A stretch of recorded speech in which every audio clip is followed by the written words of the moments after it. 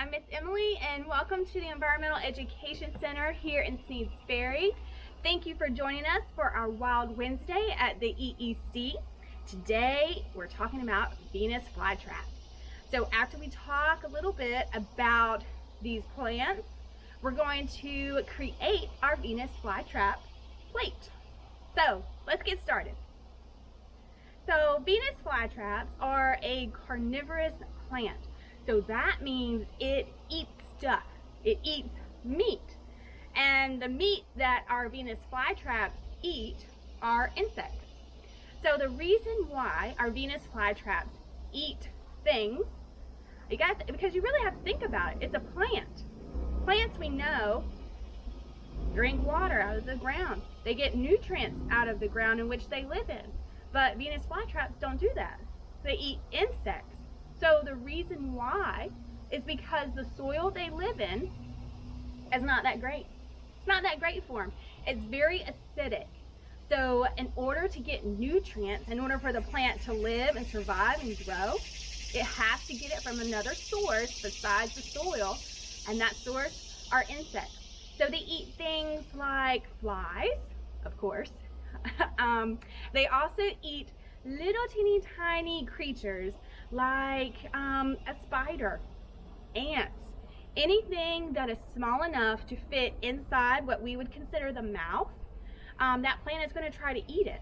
So how the Venus flytrap eats, or how it actually closes, is inside what we would think of as the mouth, but botanists, and those are our people that study plants, they would actually call it the leaf.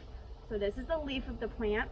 So inside that leaf, or inside that mouth, there are little teeny tiny hairs, and we call those trigger hairs. So in order for the plant to close or shut its mouth, those trigger hairs have to be touched. They have to be moved. So instead of just one little brush, it actually has to be touched twice, very, very quickly. So it has to be back to back in order for the plant to actually shut that mouth.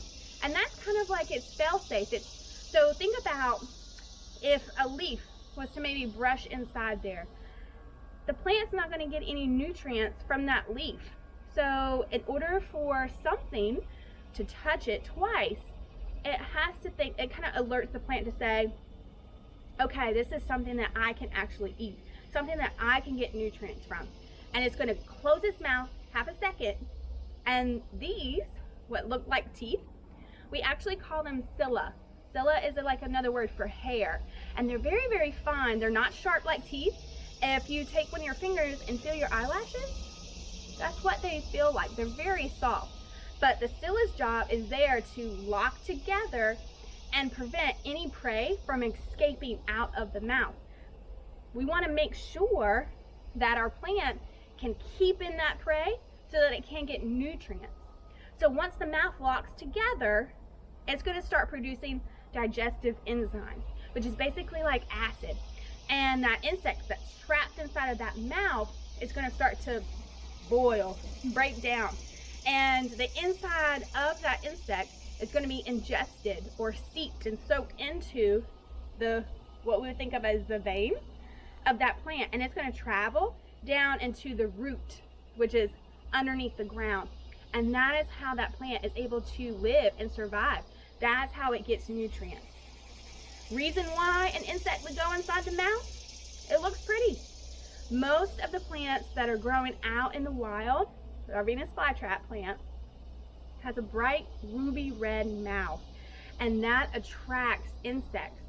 Think about a flower and a bee. Flowers look pretty to bees so they can come and help pollinate.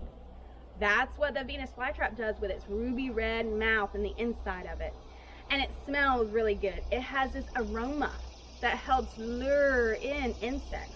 So that way it can trap them and eat them and get some nutrient to help the plant live and survive.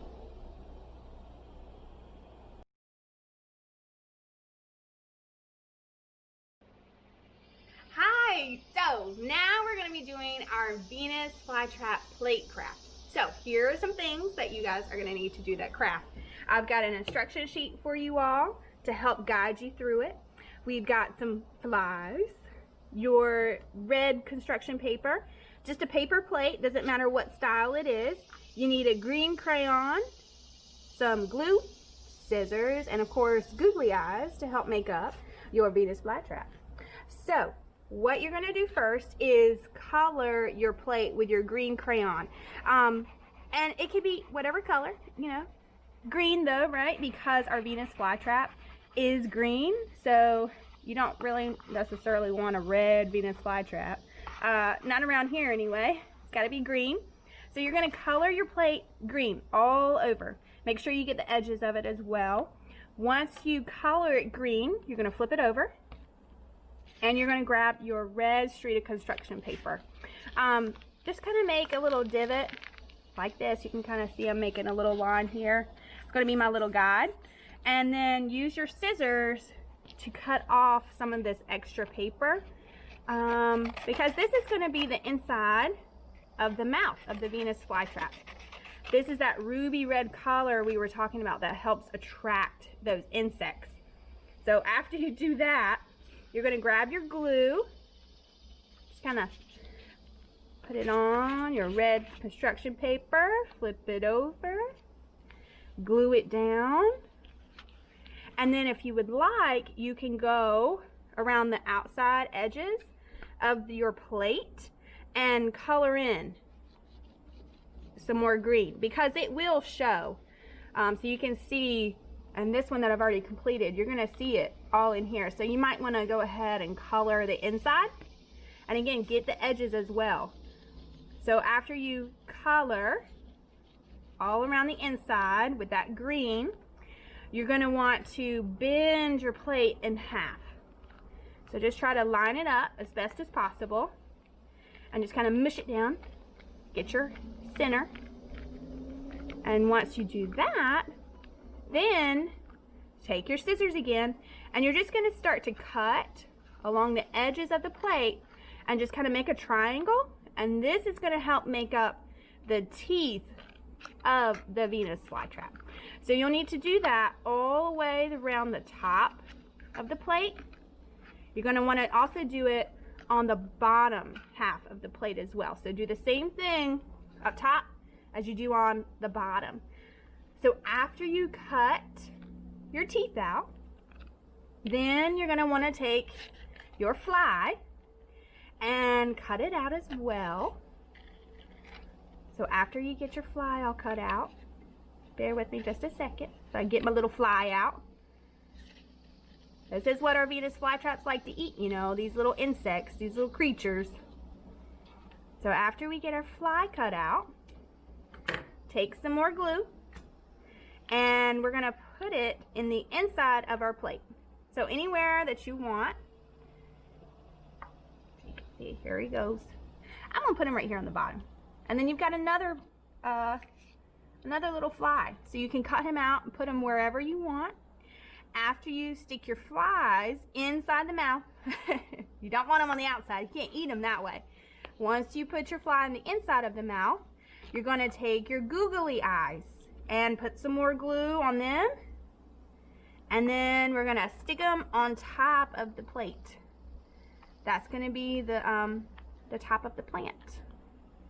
So once you get your little eyes glued down, you'll have a really cool Venus flytrap that you can go around and eat other little insects.